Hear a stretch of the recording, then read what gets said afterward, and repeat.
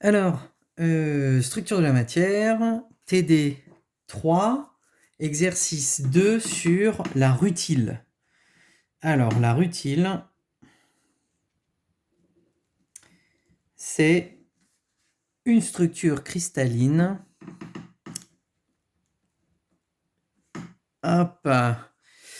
Dont un exemple est TiO2. Alors, l'oxyde de titane, c'est un matériau maintenant qui est incontournable dans le domaine des cellules solaires, puisque c'est un matériau qu'on utilise pour faire de manière pas chère et très efficace des couches de transport d'électrons. Donc pour des cellules solaires, vous avez une couche active qui va absorber la lumière et créer des paires électrons-trous.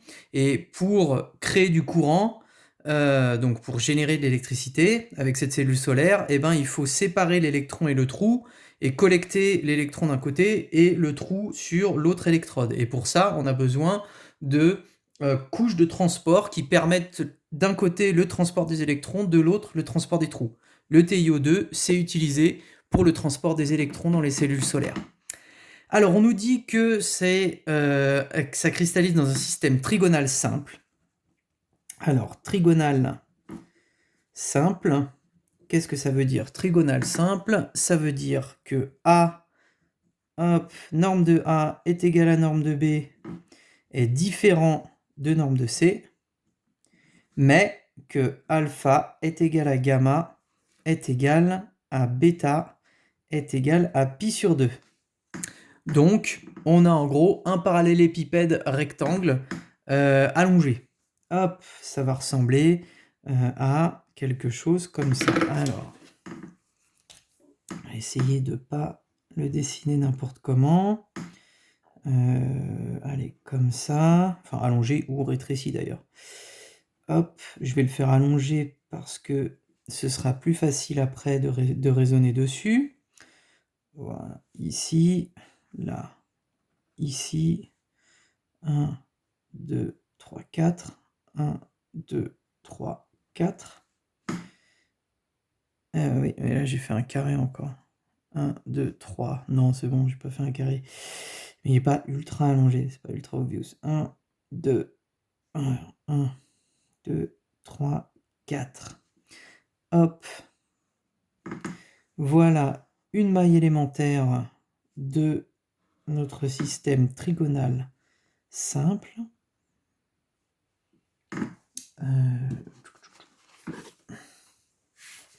C'est pas trigonal, c'est tétragonal. Mais qu'est-ce que je raconte, trigonal? Les vecteurs, ils sont tous différents. Alors, allez, boum. Tétragonal, bien entendu. Je disais qu'il y avait un souci. Système tétragonal simple. Et non pas trigonal. Tétragonal simple. Voilà à quoi ça ressemble. Hop. Hop. Avec ici les vecteurs de base. Hop. A, B et C. A, B et C. Et donc, l'énoncé nous dit, qu'est-ce qu'on va trouver? C'est ici. Alors, la rutile. Alors, quels sont les... Alors, on nous dit que C, hop, C est égal à 2,95 angstroms. Ok. Et on nous dit que l'angle entre les plans, donc l'angle entre les plans 1, 0, 1 et 1, 0, moins 1, c'est 114,30 degrés. Et avec ça, on nous demande dans la première question de trouver les valeurs des paramètres A et B. Alors comme A est égal à B, trouver l'un revient à trouver l'autre. Ok?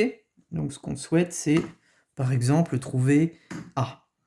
Alors on va commencer par dessiner les plans. Ici, alors d'abord le plan 1, 0, 1. Alors, il ne croise jamais l'axe B. c'est donc 1, 1, donc c'est celui-ci. Voilà, ça, c'est le plan ici 1, 0, 1. 1, 0, 1. Et ensuite, on veut dessiner le plan 1, 0, moins 1. Alors pour ça, il va falloir se dessiner l'autre maille du dessous, d'accord? Même si on pourrait le représenter dans le même, on va faire ça proprement. Donc on a dit c'est 4, 1, 2, 3, 4. Voilà, même chose ici, hop, là, là, ensuite 2, 3, 4, là, et là, ensuite 1, 2, 3, 4, et voilà, et voilà, et voilà. Notre plan 1, 0, moins 1, alors il coupe toujours pas l'axe B, mais il coupe l'axe C ici, et l'axe A là, donc ça va être ce plan-là. Ici, là, et ça, ici, là. Hop là, ça et ça. Hop, donc, et ici on a l'angle, je vais le faire donc là, et là on a notre angle de 114,30 degrés entre les deux plans. Ok, alors, comment on fait ça? Eh ben, on va se servir de ce qu'on a appris sur les vecteurs GHKL. On sait que G1, 0, 1, il est perpendiculaire au plan 1, 0, 1. Et on sait aussi que G1, 0, moins 1, il est perpendiculaire au plan 1, 0, moins 1. Donc, alors, est-ce que je vais réussir à les dessiner pas trop salement? Probablement pas. Mais ça veut dire qu'on va avoir un angle, ouais, grosso modo, là, ici, comme ça. Non, je vais pas y arriver à les dessiner. Si, ça va foirer tout le dessin. Allez, hop, on a un vecteur ici, G 1, 0, moins 1. Et là, on a un vecteur comme ça, qui va être G1, 0, 1. Et en fait, comme ces deux vecteurs-là, ils sont tournés de pi sur 2, c'est-à-dire d'un même angle par rapport au plan, d'accord, ils sont tous les deux perpendiculaires à leur plan, et bien l'angle entre G1, 0, 1 et 1, 0, moins 1, eh bien c'est le même angle qu'il y a entre les plans. Donc, on va pouvoir se servir, comme on s'était servi au TD1, du produit scalaire entre le vecteur G1,01 et G1,0-1, extraire l'angle qu'il y a entre les deux et exprimer cet angle en fonction des paramètres A et C, tout simplement. Alors pour ça, on va se servir de la définition de GHKL. GHKL dans la base IJK, ça va être H sur A fois... est-ce que je le fais dans la base? Ouais, je vais le faire dans la base. Ouais, allez, H sur A, I, plus K sur B, J, plus L sur C, K. Alors, pour 1, 0, 1, donc G1, 0, 1, ça va donner H est égal à 1, ça fait 1 sur A, I, B, donc J, K est égal à 0, plus 1 sur C, K. Ok. Et G 1, 0, moins 1, ça va donner 1 sur A, I, moins 1 sur C, K.